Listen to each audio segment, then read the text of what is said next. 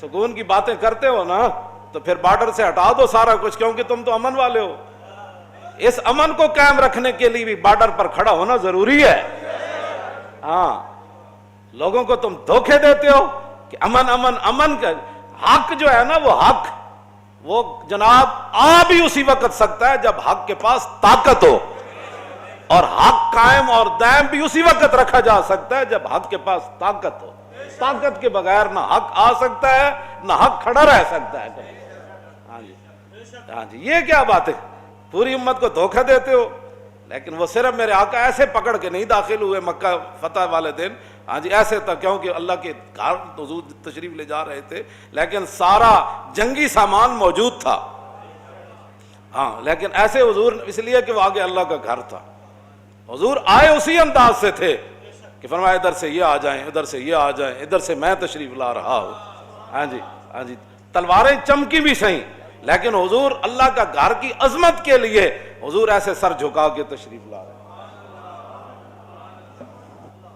یہ واحد جگہ ہے جہاں حضور سر جھکا کے تشریف لائے، کعبے کی عظمت کی وجہ سے۔ فرمایا آج ہم فاتحانہ انداز میں داخل ہو رہے ہیں، لیکن ہے اللہ کا گھر۔ صحابہ کہتے ہیں حضور کی جو پیشانی مبارک تھی، وہ کجاوے کی جو لکڑی تھی نا، اتنا آپ نے سر جھکایا ہوا تھا کہ وہ لکڑی کے سر آپ کی پیشانی جو چھو رہی تھی۔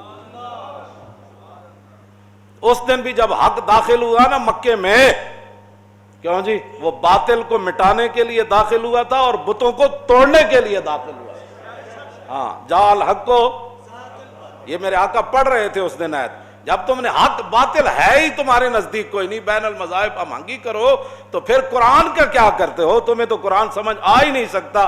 میں صرف وہ آیتیں پڑھوں نا جو اللہ رب العالمین نے اپنے حبیب کی، اور وہ صحابہ کی باتیں، اور وہ جو مجھے شعر یاد ہیں حضرت حسان سے لے کر سب، تو وہ بھی کئی گھنٹے گزر جائیں۔ روحی الفداء لمن اخلاق شہدت بانہ خیر مولود من البشری۔ حضرت عبداللہ بن رواحہ کو جو ہے حضور خود بار بار کہتے تھے، فرمایا عبداللہ وہ شعر پڑھو بھائی، شعر پڑھو۔ حضور ان کو بہت پسند فرماتے تھے۔ اور جب جنگ موتا کے اندر اس نعت خان کی باری آئی تو گھوڑے سے نیچے آ کر کہنے لگا مرنا نہیں ہے،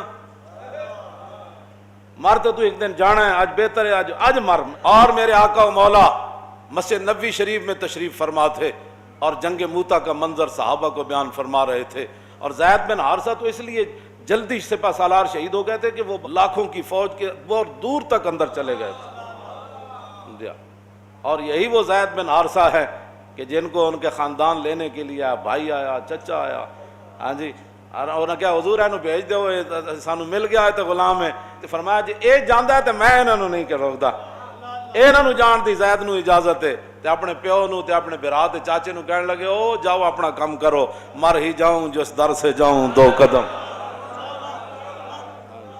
زندہ بھی رہے تو کس شان نال رہے، اور رسول اللہ جدو موتا بھیجا تو پھر کس شان نال دنیا تو گئے۔ حضور نے مسجد نبوی شریف میں بیٹھ کر فرمایا زید بن حارثہ شہید ہو گیا۔ اب جھنڈا جو ہے وہ جعفر طیار نے اٹھا لیا، اور جعفر طیار تو میں پہلے بھی سنائی گل، جعفر طیار جدو گھوڑے تو زخمی ہو گیا، جلدی زخمی ہو گیا گھوڑا، تو اور جدو نیچے آئے تو اینج کر کے فرمان لگے جنت اتنی قریب آ گئی۔ اور حضور نے فرمایا تھا جب ان کے بازو کٹ گئے تھے نا تو اللہ نے انہیں جنت کے پر عطا فرمائے تھے، وہ پروں سے اڑتے تھے ایسے جنت۔ دونوں بازو کٹ گئے جنگ موتا میں، یہ بھی کٹ گیا، پھر جھنڈا اس میں پکڑا، جب یہ بھی کٹ گیا تو پھر جتنے جتنے وہ بازو بچے تھے جھنڈا اس میں تھام لیا، پیچھے سے عبداللہ بن رواحہ آ گئے۔ یہ وہ عبداللہ بن رواحہ ہیں۔ ہاں، وہ صرف نعتیں ہی نہیں پڑھتے تھے، جب موقع آیا تو مدینہ پاک سے روانہ ہوتے ہوئے کہنے لگے یار دعا کرو میں مڑ کے واپس نہ آواں۔ انہوں نے کہا کیوں جی؟ فرمایا نہیں عبداللہ بن رواحہ کی یہ تمنا ہے کہ اتھے بڑا بڑا برچھا لگے، بڑا بڑا نیزہ لگے تے چھرا لگے تے تلوار میرے پیٹ وچ لگے، میری آنتڑیاں کٹ جان، جاگدار اتھے خون نکلے، پھر میں نے اتھے دفن کر دیتا جائے، پھر قیامت تک حضور دی امت گزرے میری قبر کولو تے کہے واہ واہ عبداللہ بن رواحہ تو نعت خانی بھی کی تھی تے کمال کی تھی تے میدان جنگ چی آیا تے حداں پا جڑیاں تے۔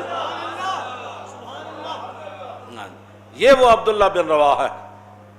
جدوں حضور دی نعت پڑھتے سن تے کہن سن روحی الفداء لمن اخلاقہ شہدت بانہ خیر مولود من البشری، فرمایا یا رسول اللہ ساڑیاں روحاں قربان ہو جان تواڈے ان اخلاق ہوتے اور ان عادات ہوتے، تواڈے اس حسن ہوتے، اس جمال ہوتے، ان ادامہ ہوتے، حضور تواڈے تو سونا نہ کوئی ہویا نہ کوئی ہو سی۔ گستاخ نبی کی ایک ہی سزا